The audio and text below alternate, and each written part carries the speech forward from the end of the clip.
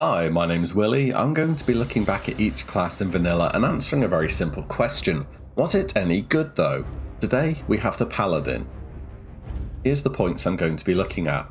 The leveling experience, how good they were at it and how fast they could level. The class quests, what were they for and how well they fit.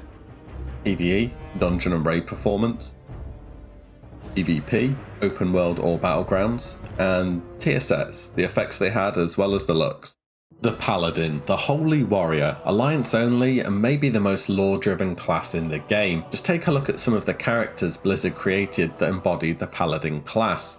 Uther the Lightbringer, Tyrion Fordring, Arthas Menethil, Maximilian of Northshire? They were undoubtedly great in the world of lore, but how was the player experience?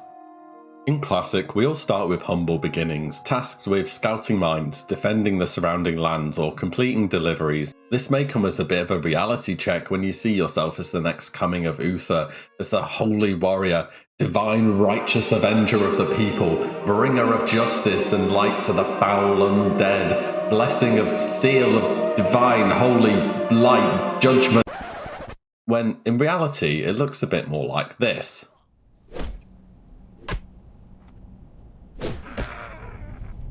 Jokes aside, Paladins had it pretty good leveling. They learned a number of very useful spells early. They got their second rank of Holy Light at level 6, and third at level 14. At these low levels, this was basically lay on hands with a cast time.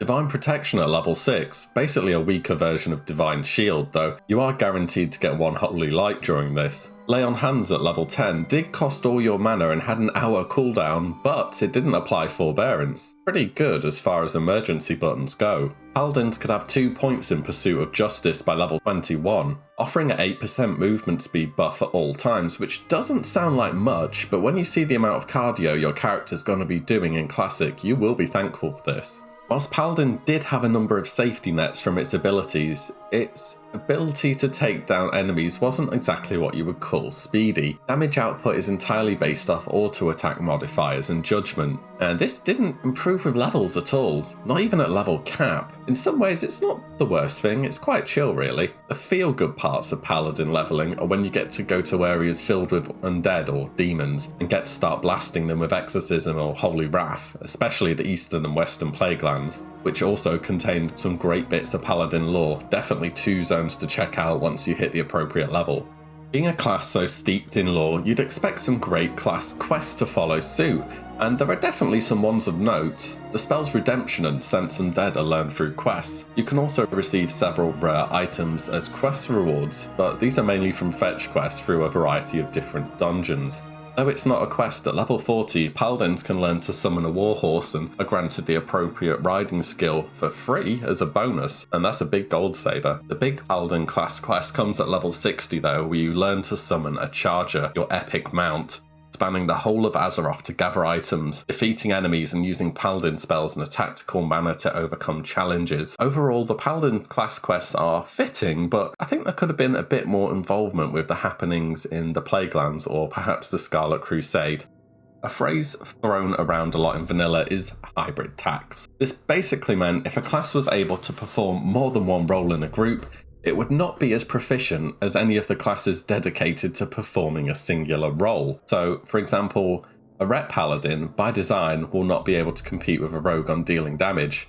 And oh boy, were they not. Paladins were one of the classes affected by the hybrid tax, though their unique toolkit more than made up for this. In Dungeons, Protection was really good as it was able to generate threat through its number of AoE holy spells, combined with Righteous Fury. Retribution and Holy were also capable enough. Raids, however, is truly where Paladins shine. Protection Paladins in Raid were a bit of a rarity due to the fact that A, they did not have a taunt ability, and B, they could not reliably avoid crushing blows. A crushing blow was a strike from a boss enemy that dealt 150% of their usual damage. Now, this could be avoided by reaching a very high block chance, which Paladins could do, but it was based on a proc. A tank taking massive extra damage sometimes did not bode well, especially when it was sort of down to luck as well. Seeing a Ret Pally in Raid as well didn't exactly make you want to jump for joy, though maybe the improved Blessing of Might would. Holy Paladins scaled very well throughout raid tiers and began forming their niche as a class that provided strong single target heals, especially for tanks. Despite all this, Paladins offered buffs which meant you absolutely wanted them in your raid. Greater blessings of might, wisdom, and kings were all fantastic, as was blessing of salvation on characters that had no way to reduce their threat level and hit hard, like warlocks with the ruin talent.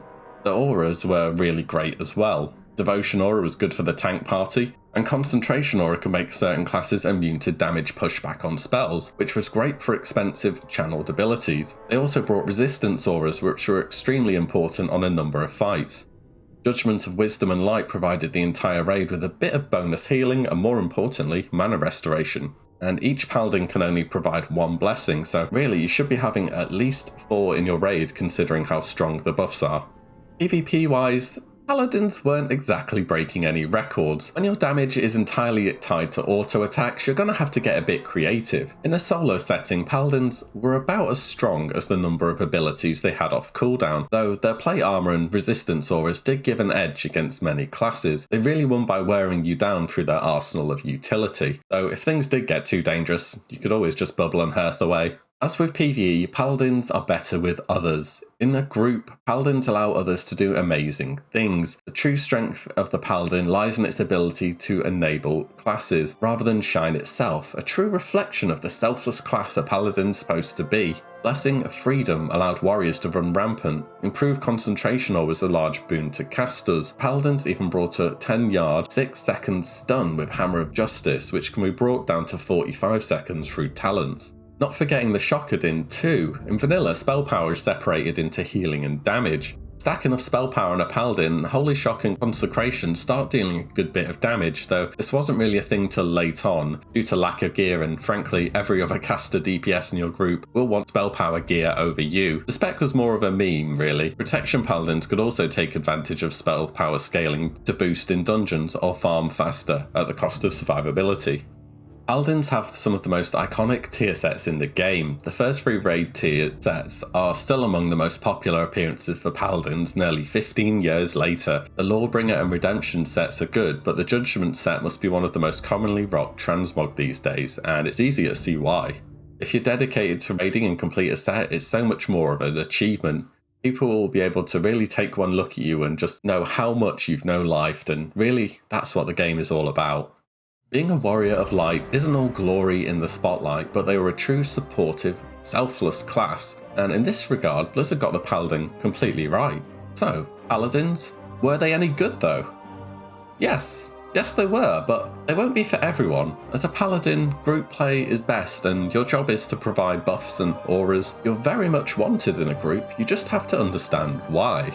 Paladins were more of a niche class than overall good. Protection had dungeons, Holy had raids, and Ret had some top tier roleplay potential. I think Paladins will be popular no matter what. It's an attractive class fantasy. This combined with the Alliance exclusivity should make the Paladin a frequent sight. As always, thank you very much for watching. Let me know what you think about this.